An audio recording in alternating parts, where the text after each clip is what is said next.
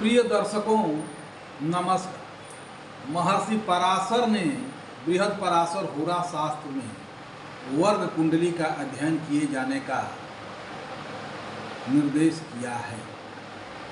वर्तमान समय में ज्योतिषविद मानव जीवन के किसी पहलू विशेष के अध्ययन के लिए केवल उससे संबंधित वर्ग कुंडली के अध्ययन को प्राथमिकता देते हैं। जहाँ तक योगों का प्रश्न है, वह सभी प्रकार के कुंडलियों में प्रभावी होते हैं। जन्म कुंडली, चंद्र कुंडली, सूर्य कुंडली अथवा कोई वर्ग कुंडली हो, उन सभी कुंडलियों में योग अपने फल अवश्य प्रदान करते हैं। इसके बारे में जानने से पहले चैनल को सब्सक्राइब करें, नोटिफिकेशन बेल दबाएं और वीडियो को शेयर करें ताकि ये चैनल आपको उपलब्ध होता रहे। प्रिय दर्शकों, कुंडली में केंद्र व त्रिकोण के स्वामियों से निर्मित योग जन्म कुंडली के राजयोग संज्ञक होते हैं। वह वर्ग कुंडली में उससे संबंधित विचारणीय विषय के क्षेत्र में शुभ फलदायक होते हैं। वर्ग कुंडली के भावेश के इस प्रकार परस्पर संबंध से बनने वाले धन एवं अन्य शुभ योग भी संबंधित क्षेत्र में शुभ फल प्रदान करते हैं। वर्ग कुंडली में जो ग्रह अथवा भावेश उच्च हो, स्वराशिस्थ हो, केंद्र या त्रिकोण भाव में हो अथवा किसी भी शुभ स्थिति में हो, वह शुभ फलदायी ही होता है। उसके शुभ फल उसके वर्ग कुंडली के कारकत्व के संबंध में ही होते हैं, अन्य क्षेत्रों में नहीं, और उसका अशुभ फल भी उसके कुंडली के कारकत्व के संबंध में ही होते हैं। जन्म कुंडली में बनने वाला काल सर्प योग व्यक्ति के जीवन के सभी पहलुओं को प्रभावित नहीं करता है, बल्कि एक या अधिक पहलुओं में प्रगति एवं सुख को बाधित करता है। वह जिस क्षेत्र में अशुभ फल प्रदान कर रहा है, उसे वर्ग कुंडली से देखा जाना चाहिए।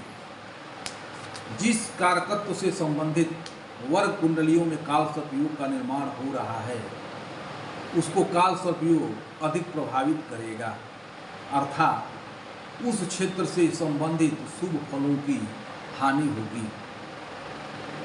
प्रिय दर्शकों, जिस वर्ग कुंडली में काल सर्प योग बन रहा है, उससे संबंधित शुभ फल ही बाधित होता है।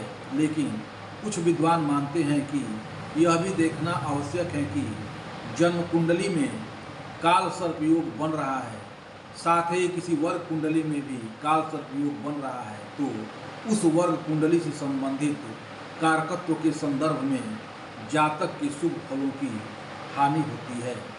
यह देखा गया है कि यदि जन्म कुंडली में काल सर्प दोष निर्मित हो रहा है और वर्ग कुंडली में काल सर्प योग निर्मित होता है, उस वर्ग कुंडली से संबंधित क्षेत्रों में जातक को सुख की हानि होती है एवं बाधा उत्पन्न होती है।